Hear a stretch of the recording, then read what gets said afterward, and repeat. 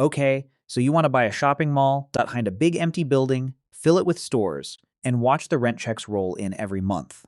Hundreds of shoppers walking past your stores every single day, and every one of those stores pays you just for the privilege of standing there. Sounds simple. It is not simple. And the story of how malls actually make money and how they actually die is one of the strangest stories in all of real estate. Before you make a single dollar, you need to survive buying the thing or building it. A large regional mall is not a small purchase. Building one from scratch on empty land with all the parking, the plumbing, the electrical systems, the climate control, and the permits can run into the hundreds of millions of dollars before a single store opens its doors. The land alone can cost tens of millions. Then you pour the concrete, put up the steel, run miles of wiring and ductwork, build out multiple levels of parking, and satisfy a small mountain of local zoning and safety regulations. By the time the ribbon gets cut, you can easily have spent more than the price of a small hospital. Buying an existing mall is usually cheaper up front, but that's where things get interesting. Because not all malls are the same mall. There is a huge gap in this industry between what people in the business call Class A malls and everything below them. A Class A mall is the kind with a luxury department store, high sales per square foot, a waiting list of brands wanting to get in, and a location near wealthy suburbs. Those trade for enormous sums, sometimes north of $1 billion for the best ones, because the income they produce is stable and predictable. Then there are the malls 2 or 3 tiers down. Older buildings, weaker anchor stores, lower income neighborhoods nearby. Some of these have sold for a tiny fraction of what it cost to build them. One mall in Akron, Ohio, called Rolling Acres, sold for $2.75 million in the early 2000s, and that was considered a lot less than what the previous owner had paid, which was over $33 million. A mall that once had over 140 stores eventually sold again for well under $2 million, and it kept losing tenants after that. So here is the first thing nobody tells you when they picture owning a mall. You're not really buying a building. You're buying a bet on a neighborhood. And the price tag tells you almost everything about which bet you're making. Most people who own malls today, by the way, don't own them the way you'd own a house. They own them through a structure called a real estate investment trust, or REIT for short. A REIT is a company that owns income-producing property and is legally required to pay out almost all of its profit to shareholders every year, in exchange for not having to pay corporate income tax on that money. This structure is a huge part of why large-scale mall ownership exists in its current form. Ordinary investors can buy shares in a mall-owning REIT on the stock market for the price of a cup of coffee, without ever having to personally deal with a leaking roof or a collapsed anchor tenant. The largest of these companies own dozens, sometimes over 100, shopping centers at once, spreading the risk of any single mall failing across a much bigger portfolio. That's a very different game than the one facing a private buyer who puts everything into one building in one town. Say you've settled on a mall and the purchase price seems reasonable. Before you collect a single rent check, there's a layer of costs that catches almost every new mall owner off guard. First, there are the anchor leases you inherit, and you don't get to renegotiate most of them right away.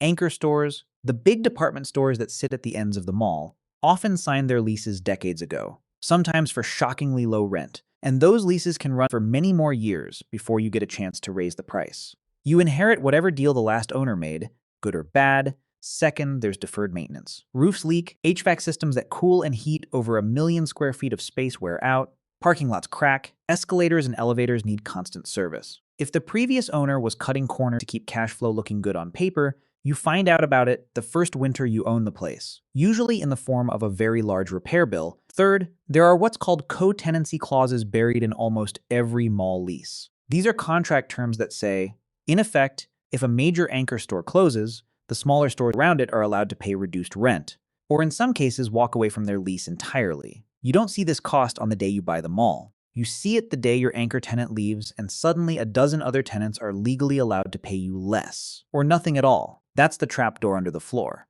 The mall looks fully rented on the day you sign the papers. But the moment one big piece falls out, the whole financial structure underneath it can shift without you doing anything at all. Here's where it gets interesting, because the way a mall makes money is more layered than most people realize. The first and simplest layer is base rent. Every store pays a fixed monthly amount for its space, usually priced per square foot per year.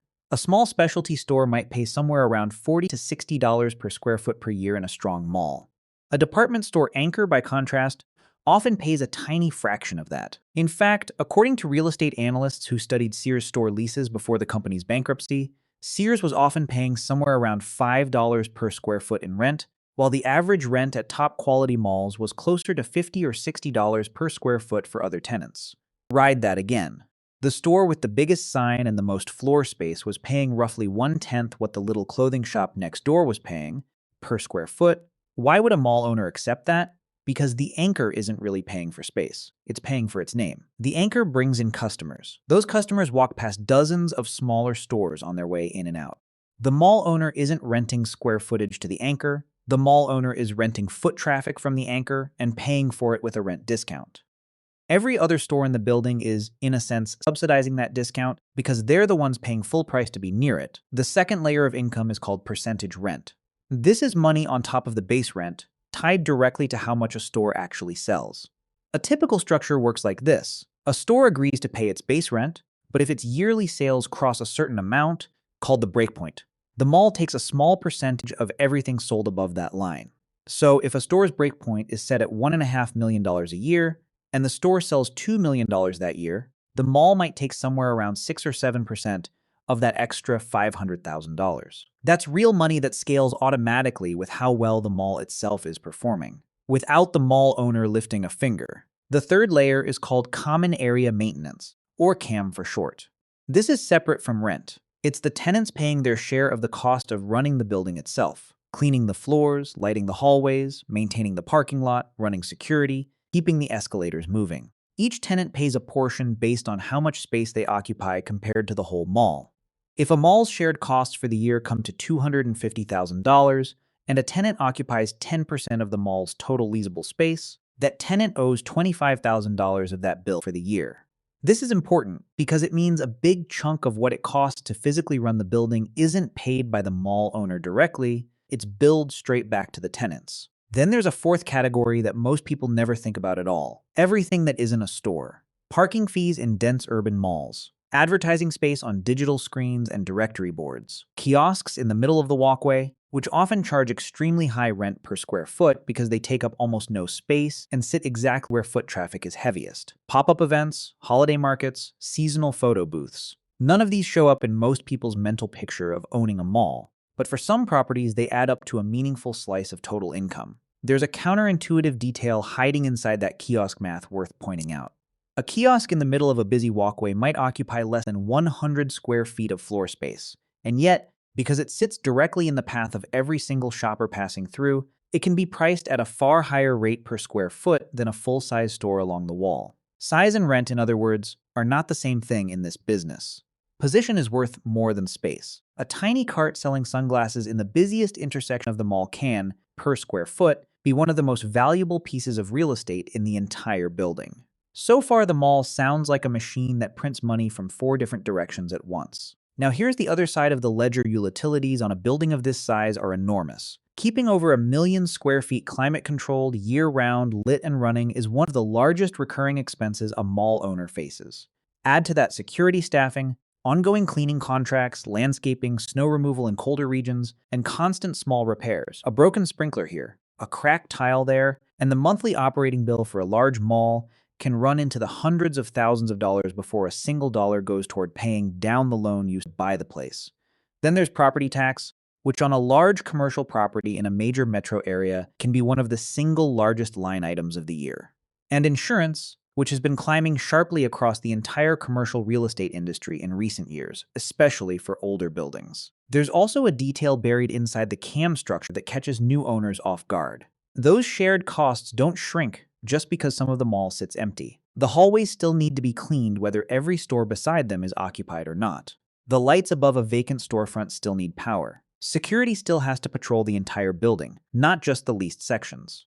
So when vacancy rises, the same fixed pool of shared expenses gets divided among fewer paying tenants, which means each remaining tenant's CAM bill goes up, even though nothing about the building's actual upkeep has changed. Rising vacancy doesn't just mean lost rent from the empty stores. It quietly raises the cost of staying in business for every store that's still open, which is exactly the kind of pressure that pushes marginal tenants to leave too. And here's the trap almost nobody sees coming until they own the place. Even a mostly full mall can lose money if the mix is wrong. This is the counterintuitive part. It's not just about how many stores are open, it's about who's paying real rent and who isn't. A mall might look at 90% occupied and feel healthy from the outside. But if half of that occupied space is anchor stores paying next to nothing, and a growing share of the inline stores are on short-term leases at discounted rates just to keep the lights on, the actual cash flow can be far weaker than the occupancy number suggests. Occupancy is not the same thing as income. That distinction is where a lot of mall owners get into serious trouble. Before we get to how malls die, it's worth understanding something that mall developers figured out decades ago, because it explains almost everything about how these buildings are shaped. The man most credited with designing the modern American mall was a Michigan developer named Alfred Taubman. He didn't just build shopping centers. He studied, in detail, how people move through a building and then designed the building around that movement. He spaced anchor stores apart from each other by roughly the distance of about 3 city blocks, so that shoppers walking from one big store to the other would pass dozens of smaller shops along the way. He put escalators and elevators at the ends of hallways instead of the middle, so people would walk the full length of a corridor to reach them. He designed skylights with artificial lighting mixed in, so shoppers couldn't easily tell how much daylight had passed and lose track of time. None of this was decoration. Every choice was designed to maximize the amount of storefront a shopper's eyes would pass across before they reached what they actually came for. That's the entire commercial logic of a mall in one sentence. Force movement, and you increase exposure, and exposure is what the smaller tenants are actually paying for when they sign a lease. Now here's the structural risk that runs through this entire business, and it's best explained through something that actually happened across the American mall industry. For most of the 20th century, department stores like Sears were the backbone of the shopping mall. They were the reason malls got built in the first place. Developers would often not even begin construction until they had one or two major department stores signed up as anchors, because banks wouldn't lend money for the project without that guarantee of foot traffic. But starting in the 2000s and accelerating sharply after 2010, those same department stores began closing at a rapid pace. Sears, once the largest retailer in the country with about 4,000 stores at its peak, filed for bankruptcy protection in October of 2018. At the time, one major mall owner had Sears stores in 59 of its properties. Another had them in 40. Across the industry, roughly 80% of Sears-branded stores were located inside regional malls. Here is why this mattered so much more than closing any ordinary store. Remember the co-tenancy clauses. When an anchor closes, smaller tenants around it can legally reduce their rent or exit their leases. So one closure doesn't just remove one tenant's rent check, it can trigger a wave of rent reductions throughout the mall, sometimes affecting dozens of stores at once, all because of contract language written years earlier, back when everyone assumed the anchor would stay forever. And filling that empty anchor space back up is not simple or fast. These buildings were built for one specific kind of tenant, enormous floor plates, sometimes over 100,000 square feet, with loading docks and layouts that don't easily convert into anything else. One mall owner spent $100 million over 3 years just to subdivide a single old department store building into 4 smaller stores. Multiply that cost and that timeline across dozens of empty anchor boxes at once, which is exactly what happened when Sears began closing hundreds of stores simultaneously, and you start to understand why analysts describe the bankruptcy as something that would cause pain for mall owners for years afterward, not months. This is the structural truth underneath the whole industry. A mall doesn't fail because business is bad everywhere. It fails because one piece falls out, and the rest of the structure was quietly built to depend on that piece staying in place. To understand how this plays out in the real world, it helps to look at one real mall, from opening day to demolition. Rolling Acres Mall opened in Akron, Ohio in August of 1975, with Sears as its first anchor and about 20 other stores around it. Within a few years, it had grown to over 140 stores, with 5 different department store anchors, a movie theater, and a food court. By the mid-1990s, it was one of the busiest shopping destinations in the region, and at the time a new Target store was added, the mall was reported to be about 98% occupied. Then, slowly, the anchors started leaving. A newer, renovated competing mall opened nearby in the late 90s and pulled shoppers away. Target relocated to a different town. Dillard's closed. One of the remaining department stores was rebranded twice within 2 years before finally shutting down due to poor sales. By 2006, the mall's occupancy had fallen dramatically, and it was sold for $1.6 million. A building that had once been valued at well over $30 million. The interior of the mall officially closed in 2008, though 2 remaining anchor stores stayed open through separate outside entrances for a few more years. Sears finally closed in 2011. The last remaining tenant, a JCPenney outlet, closed at the very end of 2013, and from that point, the building sat completely empty. What happened next is the part that makes this story worth telling on a finance channel rather than a ghost story channel. The empty building attracted scrappers, who tore out copper wiring and anything else of value. In one incident, a man died after being electrocuted while trying to steal copper from a power box outside the mall.